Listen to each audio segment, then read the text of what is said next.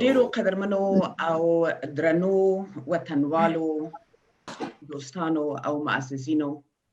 د پښتو د ورځې په مناسبت د سلام په وړاندې کولو سره مبارکي درته وایم. په هالند کې د شملې ټولنې په نوښت نن د پښتو ورځ د یو علمي سیمینار په جوړولو سره نمانځل کیږي.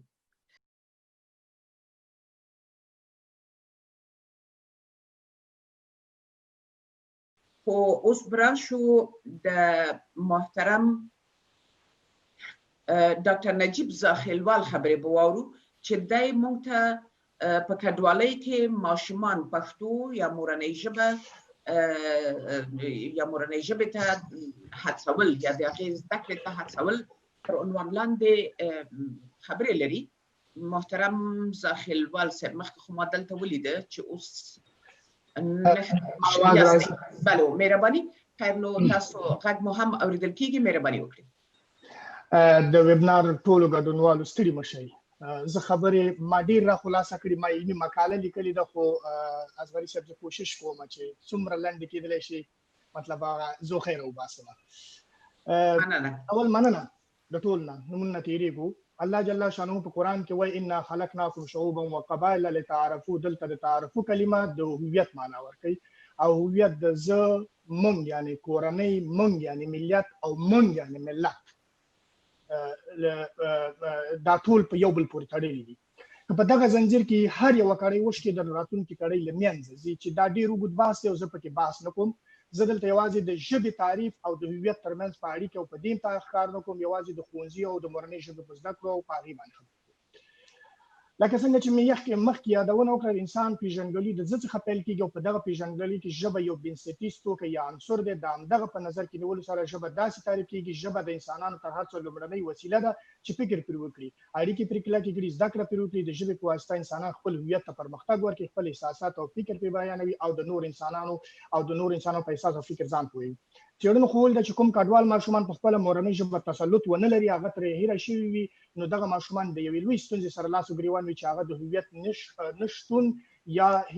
ایډنټیټي ډیسارډر په نامه یادېږي، چې دغه ستونزه بیا د ژوند په بېلابېلو پړاوونو کې په مختلفو ډولونو لار څرګندوي، لکه د بدو لارو غوره کول، د کورنۍ په وړاندې بې تفاوتي، په ښوونځي کې ستونزې، په اړیکو جوړولو کې ستونزې. مورنۍ ژبه زده کړه د ښوونځي په پرمختګ کې بنسټیز رول لري. هغه څېړنه چې د سټاکهولم په پوهنتون کې د پوهنتون لخوا په یو ډله سومالي ماشومان باندې ترسره شوې، دغه د مورنۍ ژبې په اړه تر ټولو اوږده څېړنه ده چې 9 کاله وخت یې نیولی دی. د څېړونکو ډلې 120 ماشومان د څېړنې لاندې ونیو چې په 6 کلونو کې په وړکتون او ښوونځي کې تر 9 کالو کې تر څېړنې لاندې ونیو. دغه 120 ماشومان په 2 ګروپونو ویشل شوي. لومړی هغه ماشومان چې هغوی مورنۍ ژبه کورسونه یې اخیستل، کور کې ورسره مورنۍ ژبه باندې مور پلار خبرې کولې او په فعال شکل په مورنۍ ژبه کې برخه لرودله. بله هغه ډله ماشومانو چې کورسونه یې نه اخیستل د مورنۍ ژبې او مور پلار یې هم بې تفاوت او د مورنۍ ژبې فعال. وروسته له 9 کالو تجربه په 3 مختلفو څېړنو وروسته چې په هر 3 کالو کې نتیجه اعلانوله، بالاخره نتیجه له شو کوم ماشومانو چې مورنۍ زده کړه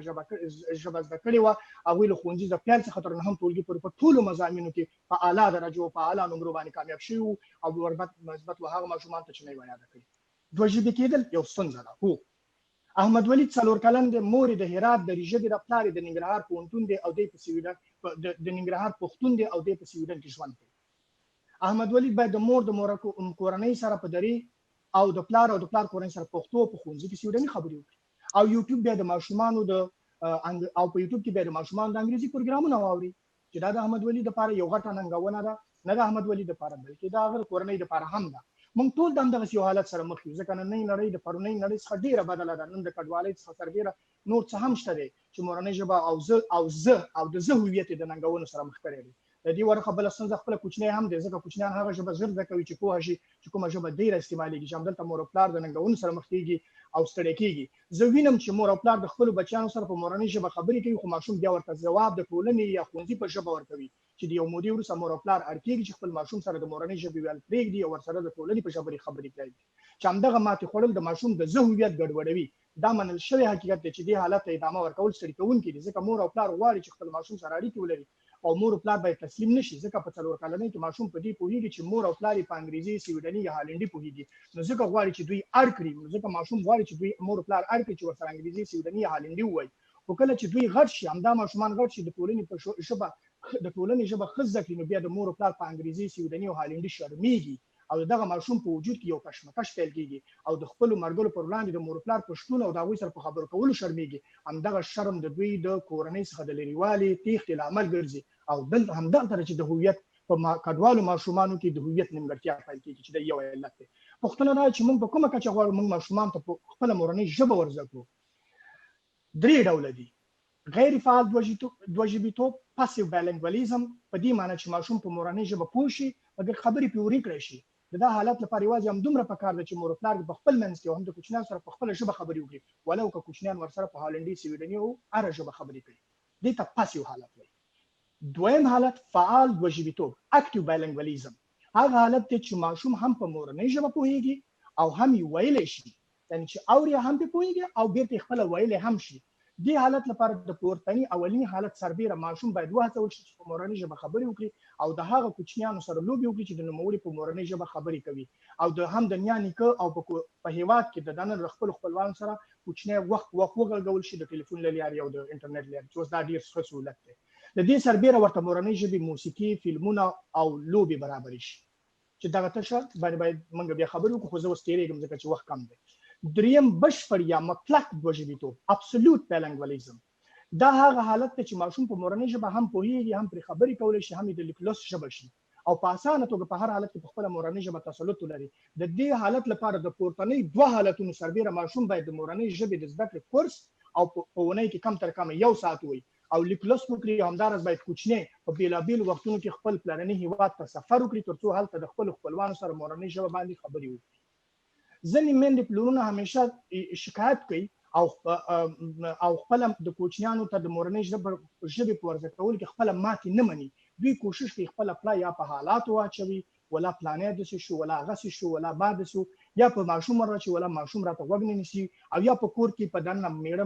ښځه ملامته کړي ښځه میړه ملامته کړي. داسې یو حالت سره دوی کوشش کوي چې دا د خپل اوبو بار سپک کړي په بل چا ور واچوي او یو بل پړ کړي. ځینې لوستې میندې چې ما سره مخ شوي دي هغوی هم همدغسې وایي ته دلایل وایي چې دا هېڅ علمي اړخ نه لري، یوازې غواړي د خپل مسؤلیت څخه مور او پلار تېښته وکړي. خو زه باید دومره په لنډ همدې میندو او پلرونو ته ووایم چې دغه تېښته بیا په راتلونکي کې پر 2 باید تمامېږي او د دغې بیې پرې کول د ژبو ملتونو د منځه تلل دي چې ته د ژبه ژوی په زده نه کړې هغې خپل بچي ته زده نه کړي خو ژبه د منځه ځي او چې ژبه د منځه لاړ شي ملت د منځه ځي او چې ملت د منځه لاړ شي دا د هېواد زوال دی چې ښه بېلګه افغانستان دی چې موږ د یو قوي کشمکش سره مخ یو چې دې ته ایډنټیفیکیشن ډس ارډر وایي چې په افغانستان کې یو لوی مشکلات د مافیا او غلو د خبرې نه اوږدوم په درنښت زما خبرې همدومره وي. ما ډېر زیات کوشش وکړ چې بیخي رانه جوړ کړم. کور موالان